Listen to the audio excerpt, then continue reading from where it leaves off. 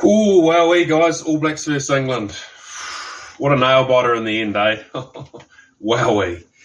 Guys, again, I'm here from sunny Vancouver. Beautiful place for those who haven't been. Hot here at the moment. Beautiful scenery, beautiful trees. So, do get the chance one day. I encourage you to come have a visit.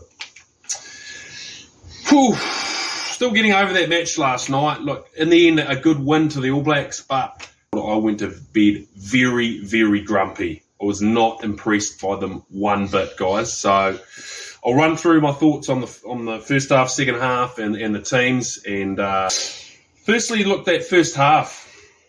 Look, again, England came out. They were superb, weren't they? Their defence was amazing. The work at the breakdown.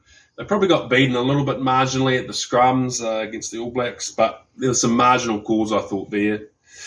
To me, the big talking point in that first half was the All Blacks line-out.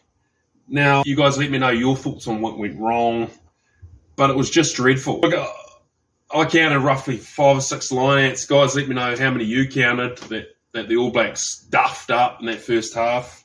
But the concerning thing for me was, like, Scott Barrett, obviously captain, he's an experienced footballer. I would have expected him to be adapting and getting that line-out fixed probably after 2 or 3 bad line-outs, and they just kept getting worse and worse. So, look, that first half, I expected the All Blacks to really fire, but they weren't simply able to do that. There was a missed chance in that first half as well. They went wide after a break by Damien McKenzie, and they should have gone inside. Again, they're making it hard for themselves, the All Blacks, you know. All Black sides of previous, they would have taken these chances and then put pressure on the opposition, but they kept the England team in it because of their inaccuracies, really, guys. Half time, 14-13 to England.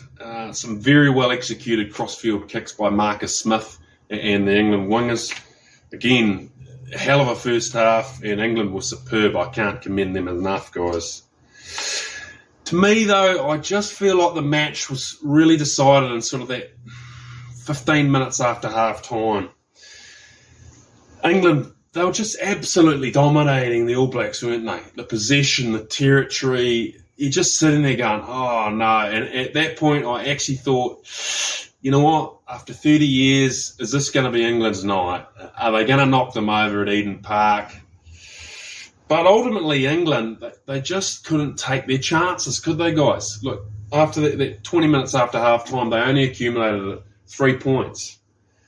So 59 minutes in, England were leading 17-13, and then ultimately Beauden Barrett came on. Look, he was immense, wasn't he, guys? Shortly after that, the All Blacks up the tempo, the momentum started swinging, and Mark Talia scored a pretty good try in the left corner, didn't he? 18-13, and then the All Blacks really upped the tempo again and scored a couple of penalties in the last 20. And then finally, obviously, that last sort of play of the game was a bit of a contentious sort of pick and go by Jamie George. He wasn't happy about it. Guys, let me know your thoughts on whether you thought that was unreasonable by the ref. I know my days playing club rugby, I always thought that I was right.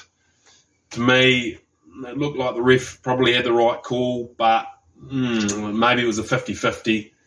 Full-time score, 24-17 to the All Blacks. Look, they won in the end, but far from perfect, guys, if I was being honest. Look, firstly, looking at both sides, look, England, I must commend them. They've been played immensely well. They're a young side. They're building extremely well, aren't they? To me, though, the 2 players that would really excite me about that England side. Number one is Jamie George. Guys, I think he's one of the best leaders in the world at the moment with the Sia Khaleesi's and the other really quality international leaders of the world. Guys, he's humble. He's so intelligent, isn't he? So well-spoken. He's been around international rugby for a while. Look, he's one of the best leaders in the world, and I know if I was playing for England, I'd want to follow Jamie George all day. So that's a real positive for England moving forward.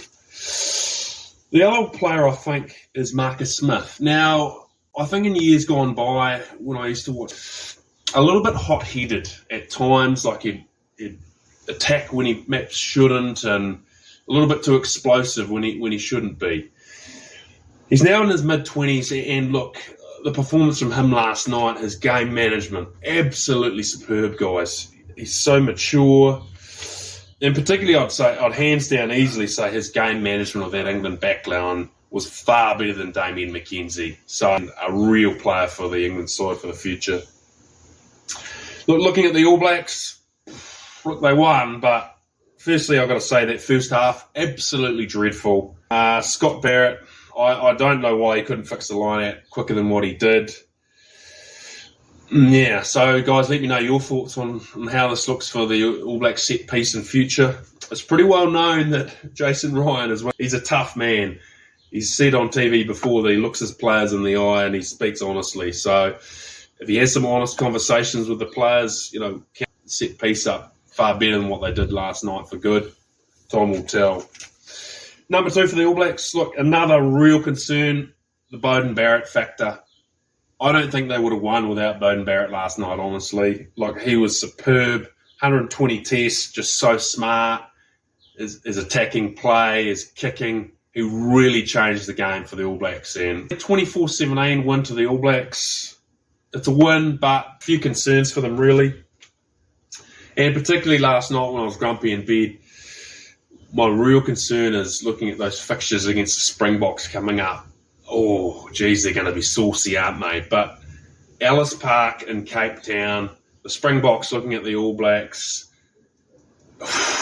you just it worries me that the Springboks could just dominate the All Blacks physically and virtually wash them off the park. So, guys, let me know your thoughts on what you think. Will the All Blacks get better after this? Will they be a far better side going into these later fixtures?